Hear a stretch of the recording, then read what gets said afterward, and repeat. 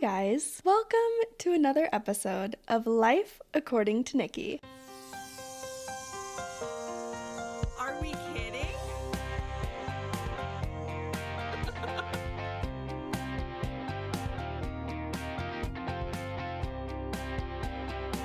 Oh my gosh, I love that. Guys, I was just so delighted to have Annie on last week, so please let me know if you were as tickled pink as I was. Does anyone say that anymore? I feel like we should bring that saying back. I like that one. I am hoping to do more interviews in the future, not just with Annie, but I have a whole list of my friends that I'm so excited to have on the show. And then hopefully, maybe, we can make this into a bigger thing and then I can get other podcasters that I listen to over here. Wouldn't that be something? I'm a goal setter, so just know those goals are written and I am manifesting the crap out of them. So don't be surprised when a few months from now, Maddie Murphy is giving me a little ring. Okay, I can't tell you guys how ready I am to jump into the review portion of this episode. So get ready. I watched so much stuff in the last week. So let's get caught up, shall we? In just the last 7 days, I watched the following movies.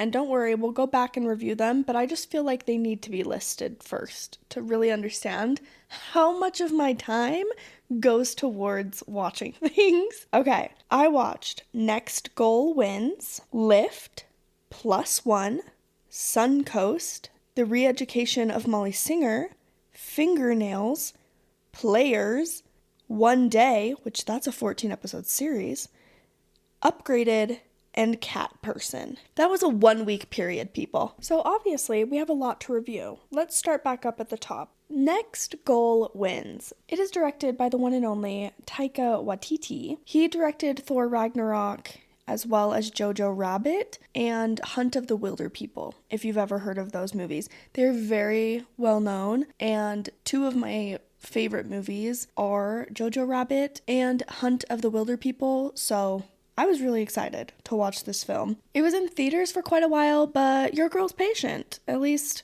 now I am, because I own all the streaming services, so I have a hard time justifying going to the theater to pay $30 when I could just wait a couple months, watch a ton of other stuff, and then wait for it to drop on a platform that I already pay for. So it dropped on Disney Plus and Hulu, and it's about the American Samoa soccer team and their 31-0 FIFA loss in 2001, and they get an American coach that comes to the island of Samoa and teaches them how to be a better soccer team. It was cute. It was definitely not my favorite movie of his. I'm gonna give it personal rating a 4 out of 10. I mean, I laughed. I had a goodish time, but it didn't really go anywhere. I don't think I would watch it again anytime soon, and I don't really know who I would recommend this to. I guess you could say it's a family-friendly movie. It's a fun comedy, but I don't know, I've seen funnier and more fun things.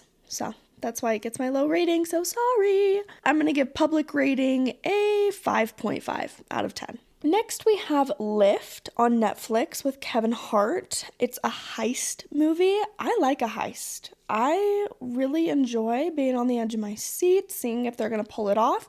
I really liked Ocean's 8, even though I know a lot of people don't agree with that. I just love the woman power. I liked how the heist was done. I thought it was fun. It was a good time.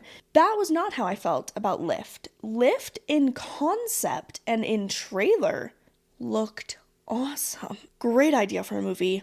Terrible. We are talking bottom level on execution, okay? This is gonna get a 2 out of 10 for me. I was so miserable. I'm surprised that I finished it at all, if I'm being totally honest. I got 30 minutes in and I sped it up to 1.5 speed, thinking that that would help, and it didn't. So then I just resorted to skipping chunks of plot at a time to see the action sequences and see the heist itself. It was so lame, you guys. I do not recommend. I'm going to give it a 4 out of 10 for a public rating, maybe even a 5 out of 10 because everyone just seems to love Kevin Hart. But I'm telling you, it was so lame. I hated it. Next, we have a rom-com called Plus One. This was so surprising. I really enjoyed myself watching this, and I do recommend it. It's on Netflix and on Hulu, and it's just, a besties to lovers situation. It was quite funny. Like, the humor in it was really well done. I like subtle humor where the wit just hits and there's a lot of body language type of humor. I felt like I got that. The main actors did a great job together. I felt like they had realistic chemistry. I felt like they had a friendship. There was, parts of it that I didn't absolutely love, but for the most part, it was solid. I enjoyed myself. Personal rating, I'm going to give it a 6.5 out of 10. I would definitely watch this again and recommend it. And then for the public, I'm going to give it a 7.5. Back to Disney Plus, we have Suncoast. Now, I loved this movie, but there's always a caveat when I absolutely love something, because I know immediately that this type of genre is my genre of movie. Okay, it's deeply emotional, it's a bit heavy, it's more of an indie film, and I like that I'm just plopped in to a character's storyline. I get to see their life. I feel like I'm living it with them.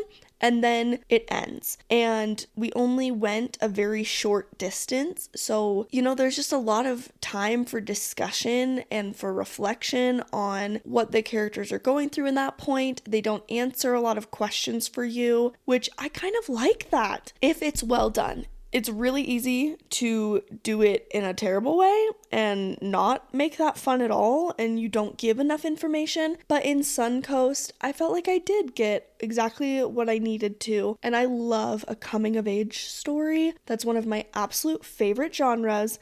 I definitely think Suncoast is not going to be a movie that connects with everybody or is entertaining for everyone. I would definitely watch the trailer before committing. It's about a girl whose brother is in hospice, and it's just the couple weeks while he's in hospice, you get to see her and her mom's relationship and just the difficulties that there are when you have someone in your family that has a disability and you're taking care of them, and when they're about to pass away. I felt like it was really well done. Of course, I could pick it apart if I really wanted to, but I don't. I liked it. I cried, and I felt very moved by the plot. And for those reasons, it is going to get a solid 7 out of 10 for me, and I'm going to give it a 5 out of 10 on a public rating. Back to Netflix for another flop. We have The Re-Education of Molly Singer. The trailer looked fun. It's a classic story. We have similar movies like Life of the Party, but while Life of the Party was somewhat entertaining and worth some of my time, The Re-Education of Molly Singer wasn't worth one single minute. You guys, do you know how exhausting it is to commit my time to a movie and have it suck so badly? It's the worst. I hate it so much. Why are these films being made? Who's editing these and going, yeah, let's produce this to the general public? Can we put a stop to this? My goodness. The acting was so subpar, but really it was the writing that was so bad, so boring. I skipped halfway through and then I didn't finish it because I couldn't care to. It was just so dumb. I do not recommend. Do not watch this movie. Don't be fooled by the trailer. Don't watch it. It is going to be a 2 out of 10 for me, and because I know that I'm really harsh, we'll give it a 5 out of 10 for the general public, when I really want to just believe in my heart that some of you guys will not watch this kind of trash. I know that there are people out there that do, and they enjoy it, and I can't relate to you. I don't know what you're seeing in these films. I could do a breakdown of everything wrong with it. There are so many things, and it makes me sad. So please, for me, spend your time on something that is worth it, okay? Thank you. I want you guys to message me, and instead of telling me just what you do watch, oh hey, I watched this show you recommended, I want you to also tell me what shows you didn't watch, because I told you not to, so we can celebrate together the fact that you did not have to suffer in the way that I did, because I'm doing this for you guys. I am. So please, take my sacrifice and just don't do it. All right? We could really get doctrinal here and do a gospel turn with this analogy, but I won't. I'll refrain. But please take my sacrifice and use it wisely. Also going on the list of movies to not watch is going to be Fingernails on Apple TV. It's dumb. Don't watch it. I did not finish this. I couldn't care to. I did look up the ending, which made me so glad that I didn't finish it. Once again, it's going in the 2 out of 10 pile and a 4 out of 10 in the public pile. Netflix did have some redemption with Players, all right? On Valentine's, Players dropped with Gina Rodriguez, who is from Jane the Virgin, if you've ever seen that. This was so fun. Oh my gosh, you guys, I had a great time watching it. I was thoroughly entertained. It was just a good time. You know, it was a classic rom-com. I totally watched this again. I would recommend it to all of my girlfriends. I'm going to give it a 7.5 out of 10 on my scale, and I'm going to go high and say 8.5 out of 10 on the general public, because I really do think that this movie will speak to quite a few audiences. It was fun. It was lightweight. It was just everything that you could look for in a fun little rom-com. It was a fresh take on an old concept. I enjoyed the trailer, and I did not feel deceived when I watched the movie. I felt like they delivered what they said they were going to give me, and I thank them for that.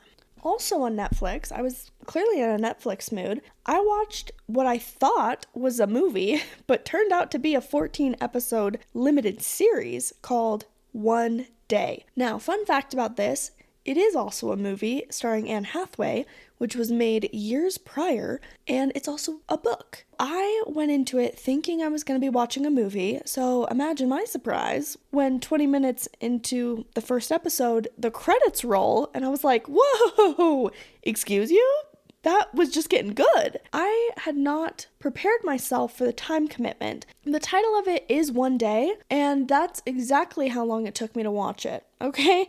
I binged the frickin' crap out of this. Then I recommended it to my friend Jamie, who also watched it in a single day. So I'm loving that I have friends that are watching this, and just know this series was brilliant. This is going in some of my top rankings for best limited series, best one season binges. It was phenomenal, you guys. It was so well directed.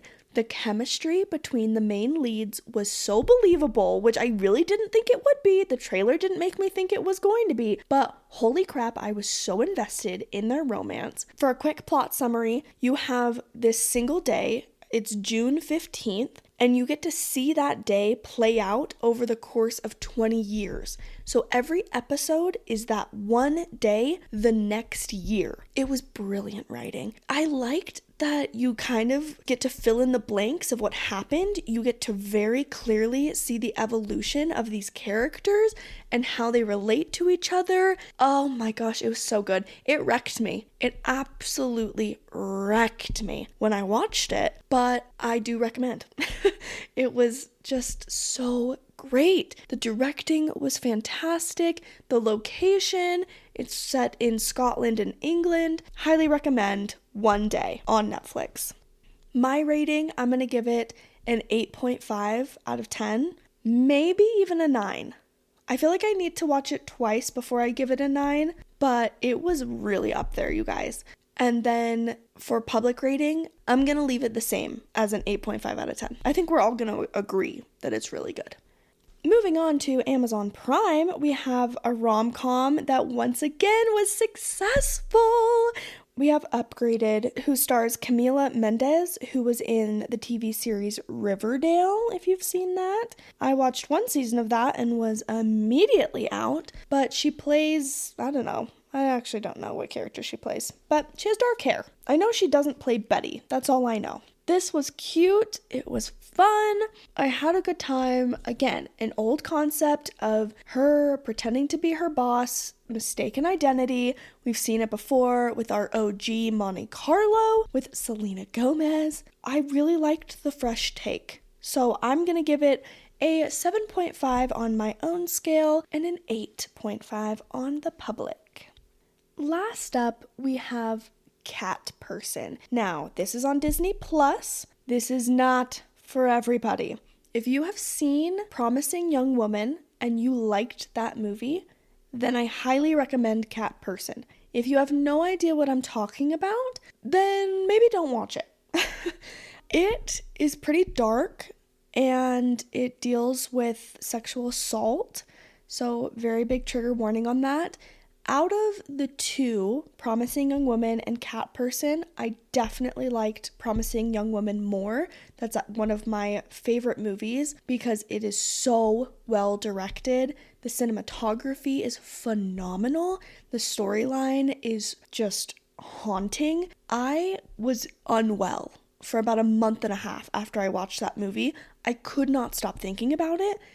And to me, that signals that was a piece of art that really got me to feel something. I'm not gonna lie, I felt slightly disturbed, and I totally understand why there are many women that don't like it that I've talked to. But for me, I feel like it brings up a really important subject matter that needs to be talked about, and I will watch it till the end of time. Cat Person had similar vibes. And again, watch the trailer before you commit to this one. I felt like they did do a really good job in some ways, but the ending was just a little off for me. I don't know, some of it was slightly boring, but there is one scene that was so well done. And I teach sex ed, and I will be using a scene from Cat Person to teach about consent. Oh my gosh, it was so well directed in that scene. I feel like I don't know what other warnings to give. If you watch the trailer, I think you're going to understand what kind of movie this is and if it's something that you would like. And again, if you have not watched Promising Young Woman, I would watch that first because I do think it is a better film. And then this could be, something that you also watch. But if you're going to choose one of them, choose the first one. This movie does have the girl from Coda, Emilia Jones. Coda is one of my favorite movies of all time. Highly recommend Coda. It won an Oscar for Best Picture. Coda stands for Child of a Deaf Adult, and it's about a girl who is hearing and her entire family is deaf, meaning her parents and her brother. It's so good. I highly recommend. It's an incredible family film, but it's also just a really good feel-good coming-of-age story. I'm not the only one who thinks that because it did win Best Picture for an Oscar. First American Sign Language movie to do that, by the way. Very cool fact. But anyways, back to what we were talking about. Cat Person has the same girl that's in Coda as the main lead, and then out of the woodworks, we have Nicholas Braun, who was from the old Disney Channel Minutemen. The tall one, or if you're unfamiliar with Minutemen, how about Sky High? The one that glows in the dark? Yep, it's him. He is the main guy in Cat Person. So that was fun. I didn't know he was still kicking in the acting scene, so happy to see he's still around. And that was a treat. It was unfortunate the role that he played as, a perpetrator, but it was still fun to see him nonetheless. For my personal rating of Cat Person, I'm going to give it a 6 out of 10, and my public rating, for just a general movie watcher, I do not think that they're going to like this movie, so I'm going to go 4 out of 10. But if you like this genre of movie, then maybe 6.5 or 7. I know, it's kind of complicated, but I'd like to think I'm accurate in what I perceive others would enjoy. Alright everybody, I was struggling to come up with what exactly I wanted to talk about for today's episode. I thought maybe I'll just do a deep dive into all my favorite and least favorite movies. We'll just make an entire episode talking about film. But, I was reminded of a niche PowerPoint night that I did about 2 years ago. If you're unfamiliar with a niche PowerPoint night, basically you just come up with any topic you want. So obviously this was perfect for me because I have a lot of opinions that don't matter. You get together with your friends and you present to each other. So for example, some topics that were discussed were yellow starbursts are the best flavor, Jell-O is a trash food, Patrick Star is the worst character in SpongeBob, things like that. And then I went to another one where I used the same PowerPoint and they had things like a breakdown of the best K-pop bands, all sorts of stuff. It is so fun. I highly recommend recommend it as an activity with your friends. It's really fun because sometimes people will do it about something they're passionate about, and then other times they just choose something random. For mine, I decided to take more of an angry route, really just get my grievances off my chest. There's a podcast that I listen to called The Bad Broadcast with Maddie Murphy. Go listen to it, it's awesome. In this podcast, she has this saying where she says straight to jail when she's talking about someone who's doing something that she doesn't agree with. She'll go straight to jail. She also has another segment called Judge Maddie. And I kind of combine these ideas. Hopefully this wasn't plagiarizing or something, because I am giving her full credit because she inspired me. And I thought, I'm going to do Judge Nikki and all of the people that I think deserve to go straight to jail for their behavior. And I thought, maybe it might be fun to share that with you. Just know that the PowerPoint itself had amazing visuals. I'll see if I can upload it onto the Instagram. I don't know, it might be too big for their stupid little square editing, but at the very least, you'll get to know what was on the PowerPoint. So without further ado, Judge Nikki presents people that should go straight to jail. All decisions are final with no chance for appeal, so leave your counter arguments at the door. They will not change my verdict. People who don't wash their hands after using the bathroom.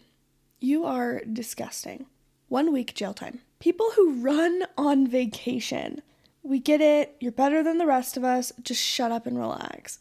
2 days jail time. But if you ask me to go with you, automatic 5 days behind bars.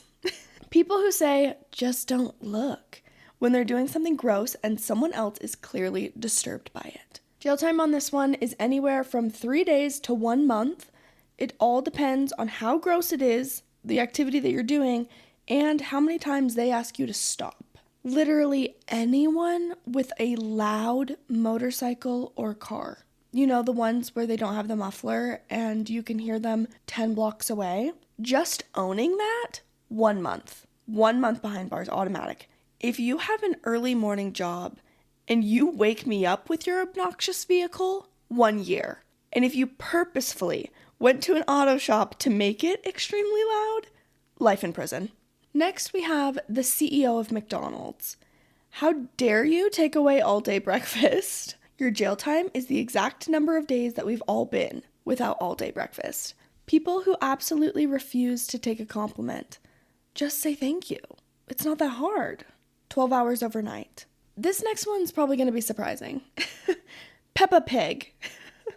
You are super bratty and a terrible influence on children, and I stand by that. 18 years behind bars, Peppa, because that was the same number of years that you were on air. Have you ever seen Peppa Pig?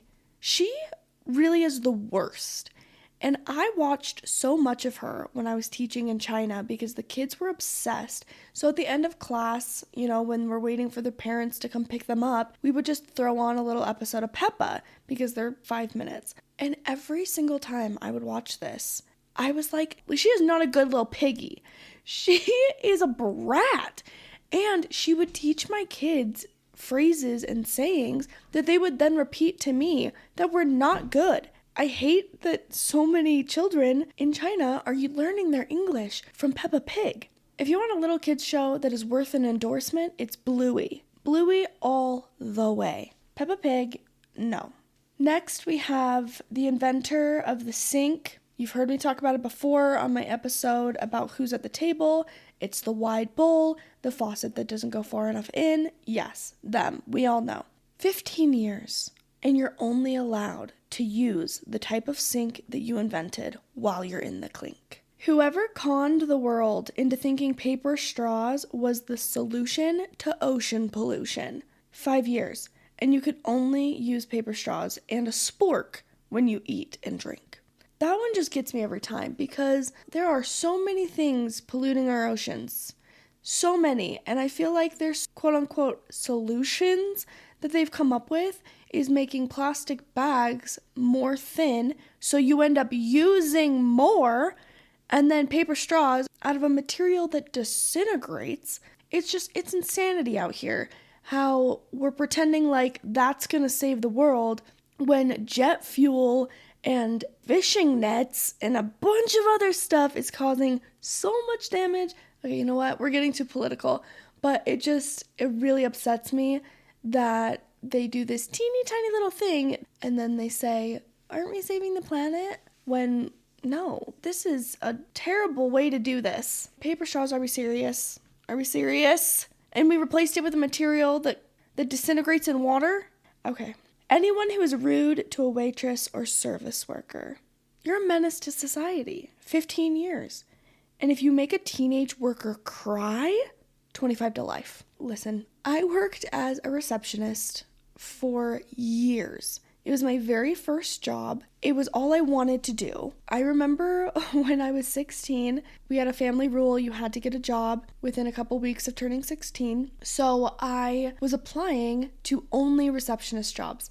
And I remember my mom being like, you should look into retail or fast food or a teenage job. You're not going to get a job as a receptionist at 16. And I was like, I absolutely am going to get a job as a receptionist because that's all I want to do. I would make an amazing receptionist. So yeah, you guess what? Your homegirl became a receptionist. And then I was a receptionist from that time up until I was 24. I did reception work at different places, but I know reception work. And as a receptionist, you deal with obviously a lot of people because you're setting appointments, taking a lot of phone calls.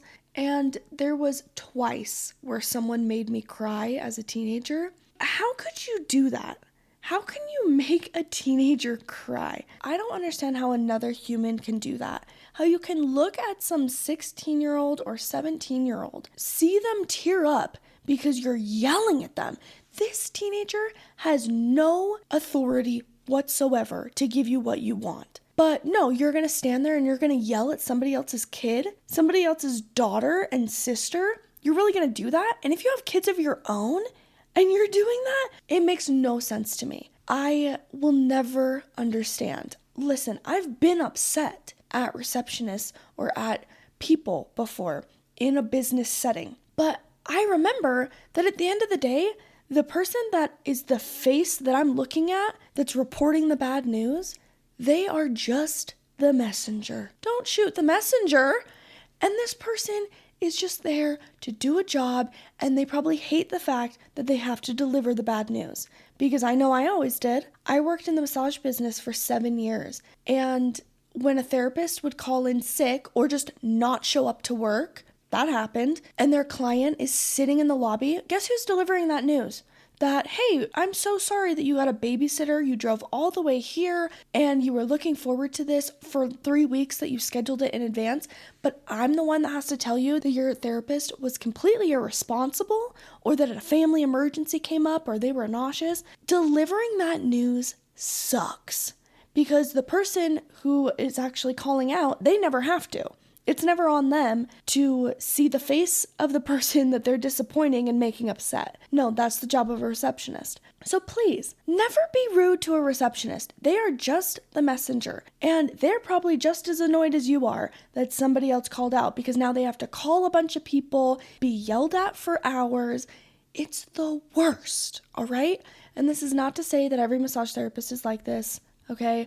I also understood their side of the story because I worked with them for so long. I understand being sick and throwing up in the back and being like, I can't go out there. But I'm just saying it does suck to deliver the news. So if you're going to make that situation worse and you're going to yell at someone for that, especially a teenager, who are you? Stop that. Straight to jail. That is so wrong of you. Later, when I wasn't a receptionist myself, but instead was a manager and I ran a clinic, when I heard that a client would make my receptionist cry, you're done. You are never allowed back in here. I don't care what justification that you have. You do not treat someone like that. Absolutely not. It is unacceptable behavior to me, and I'm never going to change my mind on that. Whew, okay. We have people who drink 1% milk plain, or someone who truly believes that almond milk tastes the same as regular milk. No, no, no, no, no, absolutely not. I am a milk drinker, okay? My mom got 6 gallons of milk a week. We have 6 people in our family. That's a gallon per person. And now, as an adult who has lived away from home for many, many years, I drink 1.5 gallons by myself. I drink a lot of milk, so I do feel passionately about this. But 1% milk is so disgusting. I get it if you're trying to be healthy or whatever. That's not my problem. My issue is coming when you're pouring yourself a glass of 1%. No, that is so gross. Just drink water or drink 2%. I got in an argument with someone once because they said that almond milk tastes the same as milk. I get that you've been living in your delusion for a long time, you lactose intolerant person, but they don't taste the same. Not at all. Almond milk's not terrible. Taste-wise, it tastes all right. I've had plenty of it. But if we are just saying blanket statement, they taste the same, I'm gonna have to lock you up because that is incorrect information. That is worth 3 days behind bars and no milk or milk substitutes for 3 years. We're getting creative with our sentencing. Next, we have anyone who makes a movie trailer that gives away the entire plot of the movie. 1 year and no movie popcorn for the rest of your life. We also have on this list Jeff Bezos, or whoever is directly responsible for the canceling of the TV show The Wilds.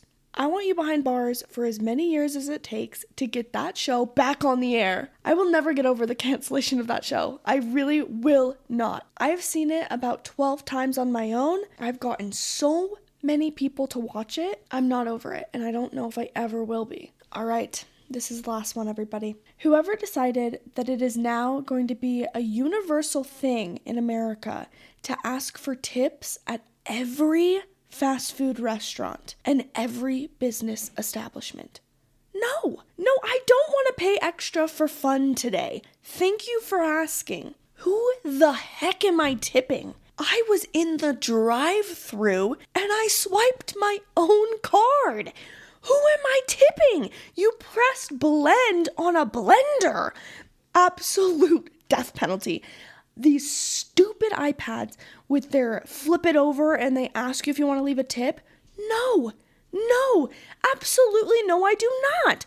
Because this used to just be a job. I know that you're getting paid hourly. It is absolutely absurd. And I feel especially passionate about this because I worked in a business that is tipping. Massage is a tipping business. That determines a very big amount of their salary because they don't get paid that much hourly. So hairdressers, waiters, waitresses, massage therapists, these are jobs that are not paid well and they rely on tipping to make a salary. But now that everybody's wanting a salary, even though they make their dollar per hour amount, and all you did was put cheese on my salad down a little conveyor line, and you're asking for a tip, and there's 17 million people working? No, because you're making it so everyone's pissed off that you're asking for tips all the time. When they go to an establishment that you should actually tip at, they don't. Everyone's cheapskates because they're so sick of tipping. And in Utah County, may I just say, y'all suck with tipping. 20%, ladies and gentlemen. It's 20%. For waiters, waitresses, massage therapists, hairstylists, it's 20%. I don't know what else to tell you. But that is how they are calculating their monthly income. And they are taxed on 20%, whether or not you tip that. So if you're paying with a credit card to a massage therapist and the person at the desk says, "Would you like to leave any gratuity today?" And you say, "Yeah, I'll leave $10." And that is a 10% tip. They are going to be taxed on that $10 as if you had paid $20. They're not taking that home. They got maybe $5 from that. It is a ridiculous system. I agree. I don't think tipping should be a thing at all. I loved living in Switzerland and not having to tip and not having a tipping culture. It's amazing. But we live in America. We have a tipping culture, whether we like it or not. Let's stop with asking for it at every single establishment and make it very clear which jobs actually use tipping to make a salary. They're very limited. It's ridiculous and it's upsetting. And it's not the people that flip the iPads that deserve the death penalty. That's not who I'm talking about. That teenager working, flipping the iPad, I know that's a requirement for them. I'm not talking about them. The person that deserves the death penalty is whoever came up with this, whoever put the mandatory tipping page on the iPads. Yeah, you. I'm going to find you and you're going to be at the dinner table for sure. But I also think that we should have a judgment call on what happens to you afterwards. And that's what I gotta say about that. And with that, I think I'm good for today. We're gonna end right there. I feel good about this. A nice shorter episode just to get you through the day. Seriously, thank you so much if you listen to this, because I am having the time of my life sitting alone in my room recording these episodes. It's a little less fun to edit, I'm gonna be honest. One day when I make money off of this, I will have an editor because it's my least favorite part. But until that day comes, I am super appreciative of anyone that listens. So have a wonderful day. Thanks for listening to my thoughts on life, because this has been Life According to Nikki.